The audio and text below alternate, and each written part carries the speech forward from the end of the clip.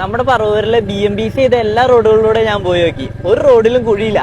ഞാനിന്ന് എവിടെയാണെന്നറിയോ? നമ്മുടെ സ്വന്തം പ്രതിപക്ഷ നേതാവിന്റെ മണ്ഡലമായ പറവൂരിലാണ്. ഇവിടുത്തെ ഇടതുപക്ഷം പറയുന്നത് കഴിഞ്ഞ 25 കൊല്ലമായിട്ട് ഈ പറവൂർ മണ്ഡലത്തിൽ ഒരു വികസനം വന്നിട്ടില്ല എന്നാണ്.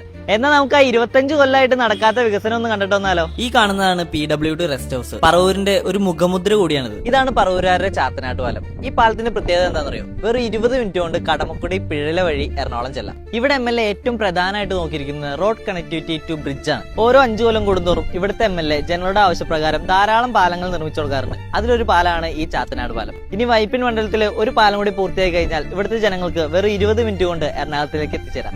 ഇതാണ് വരാപ്പുഴ ഗ്രാമപഞ്ചായത്ത് മഹാത്മാഗാന്ധി ഓഡിറ്റോറിയം. പറവൂരിന് ഒരു ഐക്കോണിക് പ്രസൻസ് കൂടി നൽകുന്ന ഒരു ഓഡിറ്റോറിയം കൂടിയാണിത്. ഇതും MLA നിർമ്മിച്ചത് തന്നെയാണ്.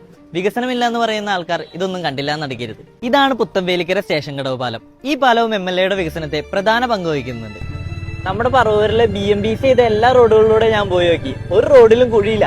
പറവൂരിൽ 64 PWD ഉടമസ്ഥതയിലുള്ള 138 കിലോമീറ്റർ റോഡുകൾ തന്നെ ആധുനിക രീതിയിൽ നവീകരിച്ച് BMBC ചെയ്ത കേരളത്തിലെ ആദ്യത്തെ നിയോജക മണ്ഡലമാണ് പറവൂരിലേത്. ഏത് തീരദേശ മേഖല പോലെ പറവൂരിന്റെ വലിയൊരു പ്രശ്നമായിരുന്നു കുടിവെള്ള ലഭ്യത. അത് ലഭ്യമാകുന്നതിന് വേണ്ടി MLA കൊണ്ടുവന്ന പദ്ധതിയാണ് ചൊവ്വര കുടിവെള്ള പദ്ധതി. ഇന്ന് ഈ നാട്ടിലെ ജനങ്ങൾക്ക് വലിയൊരു ആശ്വാസം കൂടിയാണ്. ഈ ടൈമിൽ മാത്രം 10ഓളം അംഗനവാടികളാണ് മോഡേൺ രീതിയിലേക്ക് മാറ്റിയത്. പിന്നെ 70,000 ചതുരശ്ര മീറ്റർ വിസ്തീർണവും 21 ഡോക്ടർമാരുമുള്ള താലൂക്ക് ഹോസ്പിറ്റൽ. ഇത് കൂടാതെ തന്നെ 5ഓളം ലൈബ്രറികൾ, കളിക്കളം, homeo hospital, ayurveda hospital, rehabilitation centre, സ്കൂളുകളൊക്കെ ലോകോത്തര നിലവാരമുള്ളതാണ്. പിന്നെ MLA ആസ്തി വികസന സ്കീമിലെ 21 കോടിയും MLA പ്രത്യേക വികസന പദ്ധതിയിലെ 5 കോടിയും സംസ്ഥാന ബജറ്റിലെ 75 കോടിയും ഇവ ഉൾപ്പെടുന്ന ഭൂരിഭാഗം പദ്ധതികളും പൂർത്തിയായി കഴിഞ്ഞു. ബാക്കിയുള്ള പദ്ധതികൾ ടെൻഡർ നടപടികളോടെ മുന്നോട്ട് പോകുന്നു. വെറും വാക്കുകൾ മാത്രമല്ല കേട്ടോ, പറവൂരിന്റെ വികസനം പ്രവൃത്തിയിൽ തന്നെയാണ് പ്രകടമാകുന്നത്.